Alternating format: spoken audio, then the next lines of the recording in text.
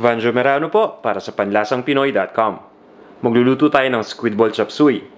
Ito yung mga ingredients na gagamitin natin. Cabbage, squid balls, snow peas, oyster sauce, carrots, bell pepper, cauliflower, chicken liver, at boiled quail eggs.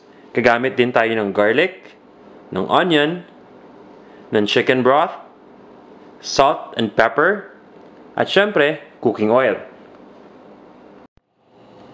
Umpisahan na natin.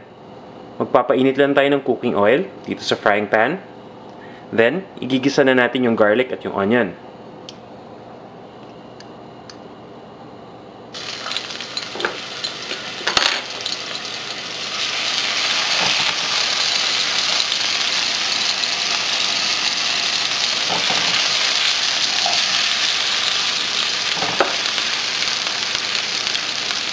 Lulutuin lang natin yung onion hanggang sa lumambot ito.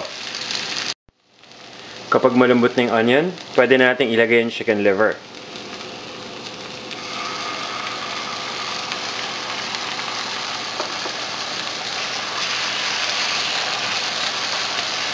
Lulutuin lang natin itong chicken liver ng ilang minuto.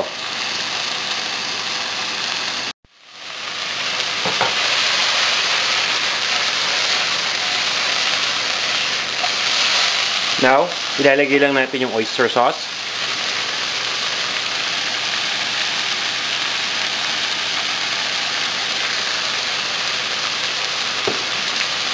Pati na rin yung chicken broth.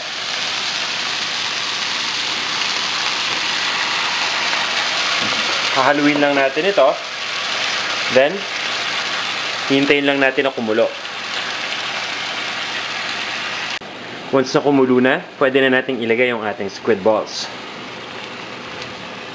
So, pwede kayong gumamit dito ng squid balls or ng cuttlefish balls sa recipe na to. Kung gusto ninyong gumamit ng fish balls, nasa sa inyo yun. Tatakpan lang natin to at isi-simmer lang natin. After nating ma-simmer, lalakasan lang natin yung heat to medium. Then, papabayaan muna nating mag-evaporate yung excess na water. Lalagyan na rin natin ng ground black pepper.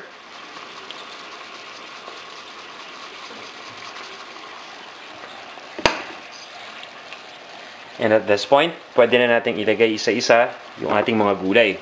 So, umpisa natin sa carrots.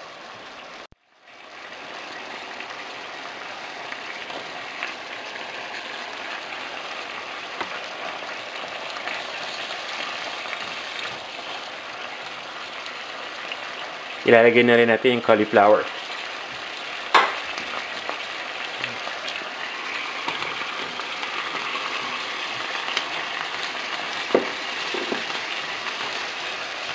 Lulutuin lang natin ito sandali. Then, isusunod na natin yung iba pang gulay. Ilalagay na natin yung ating snow peas o yung chicharo. Pati na rin itong ating red and yellow bell pepper.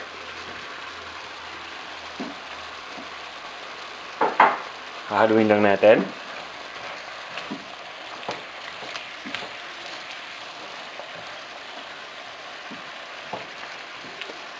Then, ilalagay na natin yung cabbage.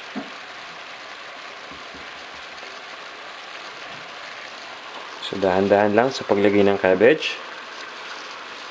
So, ang ginagawa ko dito, once na nalagay na yung cabbage, pinapabayaan ko muna na maluto yung gulay sa ilalim at unti-unti mapapansin ninyo yung cabbage na luluto na rin. Now, para maluto lalo to, tatakpan lang natin.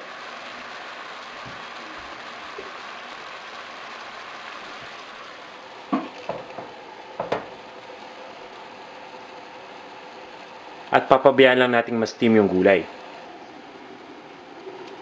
Now, sisiguraduhin lang natin na hindi dapat lumambot masyado yung gulay. Dapat kaunti lang yung pagka-steam niya. To the point na medyo mag-shrink lang siya ng konti. Once siya nag-shrink na yung gulay, tatanggalin na natin yung cover at hahaluin na natin to. Dahan-dahan. Once na mahalo na natin mabuti, pwede na natin ilagay yung boiled quail eggs.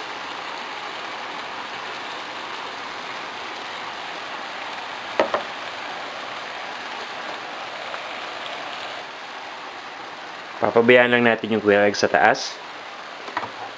Then, lastly, kung sa tingin niyo kulang pa ng alat itong ating dish, lagyan lang natin ng salt. Depende sa inyong panlasa. Alright.